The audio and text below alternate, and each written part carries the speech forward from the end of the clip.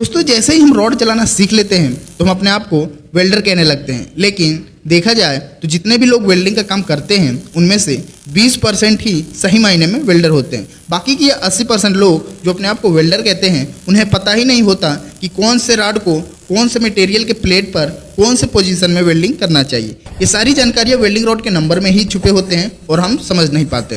दोस्तों यदि आप भी इन 80% लोगों में से हैं तो इस वीडियो को कंप्लीट देखिए, वरना आप इस भ्रम में ही रहेंगे कि आप एक वेल्डर हैं।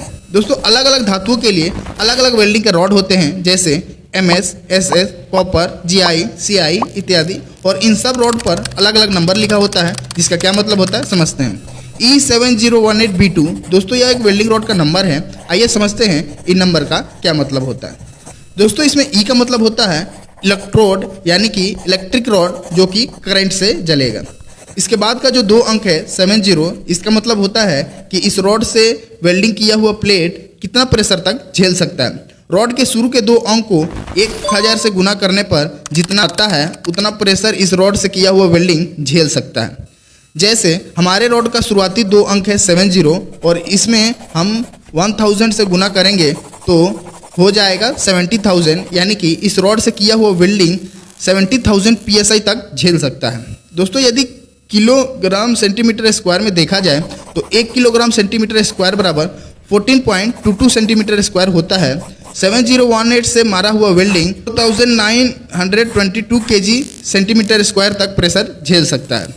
दोस्तों वेल्डिंग रॉड का तीसरा अंक बताता है कि इस रॉड को कौन कौन से पोजीशन में वेल्डिंग करने के लिए बनाया गया है। दोस्तों यदि वेल्डिंग रॉड का तीसरा अंक 1 है तो आप इसे कोई भी पोजीशन में वेल्डिंग कर सकते हो। यदि वेल्डिंग रॉड का तीसरा अंक 2 है तो फ्लैट और हॉरिजॉन्टल वेल्डिंग कर सकते हो। यदि वेल्डिंग रॉड का तीसरा अंक 3 है तो इसे केवल फ्लैट वेल्डिंग कर सकते हो, और यदि वेल्डिंग रॉड का तीसरा अंक 4 है तो इसे आप flat, horizontal, vertical down and overhead welding कर सकते हो। दोस्तों यदि आप इस नंबर में बताए गए पोजीशन के हिसाब से वेल्डिंग नहीं करते हो और कोई भी पोजीशन में वेल्डिंग मारते हो तो उस स्थिति में वेल्डिंग के क्रैक होने के चांसेस ज़्यादा रहता है और इसमें आप कंपनी को शिकायत भी नहीं कर सकते हो।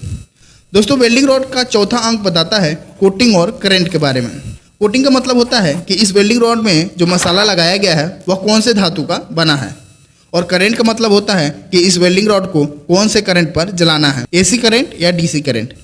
दोस्तों यह है वेल्डिंग रॉड के चौथे अंक का चार्ट, जिसमें अलग अलग नंबर के हिसाब से कोटिंग और करंट दिया गया है। जैसे 7018 में चौथा नंबर 8 है तो इस चार्ट के हिसाब से इस वेल्डिंग रॉड का मसाला आयरन पाउडर और लो हाइड्रोजन से मिलकर बना हुआ है, और इसे आप AC और DC दोनों करंट पर जला सकते हैं। दोस्तों वेल्डिंग नंबर के बाद जो अल्फ़ाबेट होते हैं वो बताते हैं कि यह वेल्डिंग रॉड किस मटेरियल से मिलकर बना हुआ है। यह है इसका चार्ट। यदि आप इन सब चीज़ों को पहले से जानते थे तो आप उन 20% लोगों में से हैं जो सही मायने में वेल्डर हैं, और जिन्हें इन सब चीज़ों की जानकारियाँ नहीं थी अब वह भी 20% वाले कैटेगरी में आ चुके हैं।